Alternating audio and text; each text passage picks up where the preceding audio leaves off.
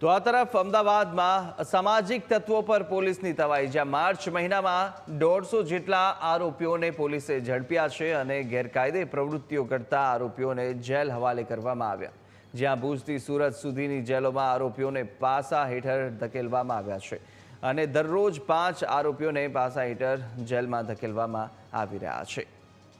March મહિનામાં 150 જેટલા આરોપીઓ અસામાજિક તત્વો છે કે જેમની સામે કાર્યવાહી કરવામાં આવી।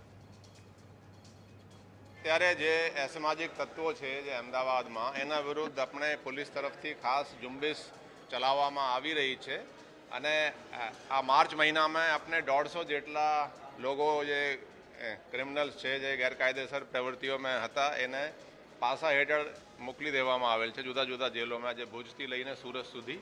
હવે વિચારીએ તો દરરોજ આપણે 5 લોકોને પાસામાં ગયા મહિનામાં એક દિવસની એવરેજ 5 લોકોને પાસા હેઠળ મૂક્યા છે।